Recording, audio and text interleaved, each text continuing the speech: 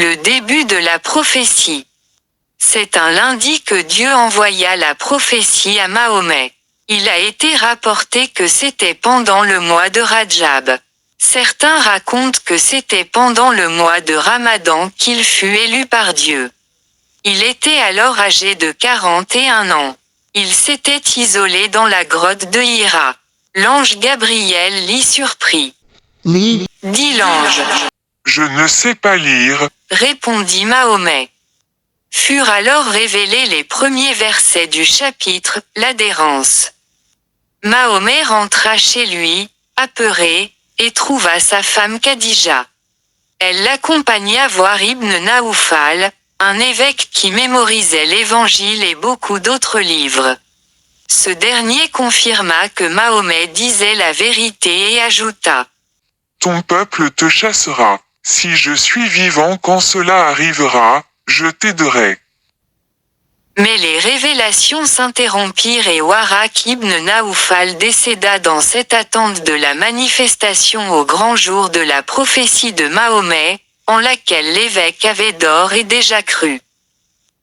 Cette interruption des révélations contraria tellement le prophète qu'il eut, à un moment, l'idée de se suicider. L'ange Gabriel lui réapparut et lui révéla le chapitre, le revêtu d'un manteau, du Coran, dans lequel Dieu dit « Lève-toi et avertis ».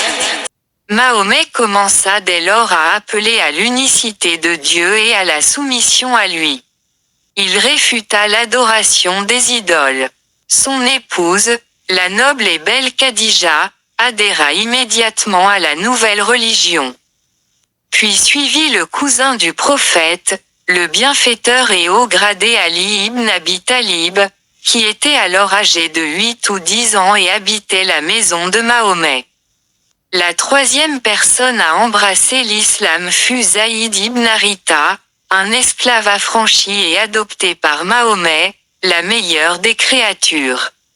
Puis ce fut le tour du lucide Abou Bakr de devenir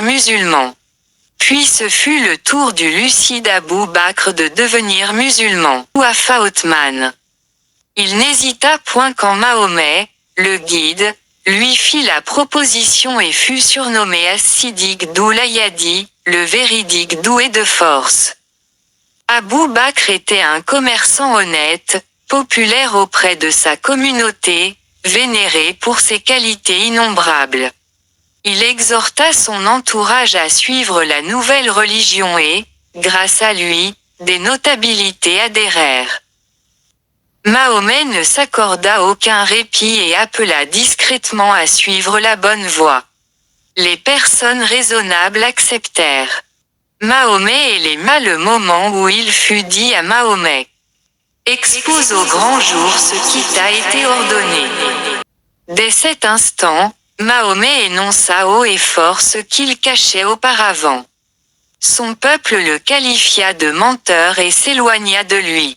Ils contredirent ses dires et le détestèrent. Ils abhorrèrent le fait que Mahomet critiqua leur religion et insulta leur divinité. Dieu continua de révéler le Coran, d'annihiler la fausseté et les idoles.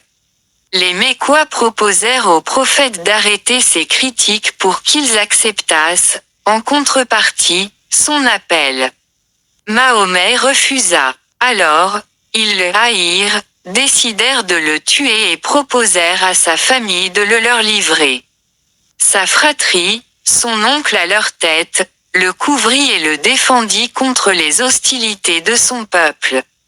L'oncle du prophète ne ménagea aucun effort pour l'assister, le protéger contre le mal et l'aider. Mais il refusa l'islam par orgueil et par peur de la réprobation. Il savait pourtant que Mahomet était prophète et qu'il disait toujours la vérité quand il parlait. Il avait aussi été témoin de certains signes annonciateurs et les devins et érudits l'avaient prévenu. Quand les Mécois se rendirent compte que Mahomet était protégé par son oncle et que ce dernier refusait de le livrer, ils le haïrent avec sa large famille, c'est-à-dire les clans Banu Muttalib et Banu Hachim. Les Mécois décidèrent à l'unanimité de leur infliger un embargo, de les isoler et de les confiner. Ils interdirent toute communication, toute association, tout négoce et tout mariage avec eux. Ils formalisèrent par écrit cette décision et accrochèrent l'édit dans la maison sacrée. Puis, ils se tournèrent vers les personnes qui avaient adhéré à l'islam, les châtièrent pour qu'ils abandonnassent leur religion. Le prophète leur recommanda de se réfugier auprès du Négus, le bienfaisant. Chez ce dernier, les musulmans exilés retrouvèrent le confort, la sécurité et la liberté. Face à cette haine manifeste, les deux clans Banu Muttalib et Banu Hashim, musulmans ou non, décidèrent tous ensemble de défendre Mahomet contre les autres et de ne jamais les laisser l'atteindre. Les ennemis leur imposèrent le blocus dans une zone limitée. Durant cette période, les deux clans essuyèrent le pire des calvaires. Le moment de grâce finit par arriver, leur patience fut couronnée par une issue merveilleuse. La main de celui qui avait rédigé l'édit se paralysa. Il était surnommé « Bagid », qu'on peut littéralement traduire par « ô Dieu ». Qu'ils sont infects, son surnom est l'acte qu'il a commis. Une partie des ennemis du prophète fit volte-face et chercha à se dédouaner. Ils dirent: Nous n'avons pas participé aux exactions commises. Dieu envoya des insectes émietter l'édit rédigé contre Mahomet et les siens. Ils n'épargnèrent que la partie où était écrit « En ton nom, ô toi Dieu ». Le prophète en fut informé, il l'expliqua à son oncle qui alla à la maison sacrée pour vérifier. Ils décrochèrent l'édit et remarquèrent ce qu'avait décrit le prophète. Le document fut alors complètement détruit.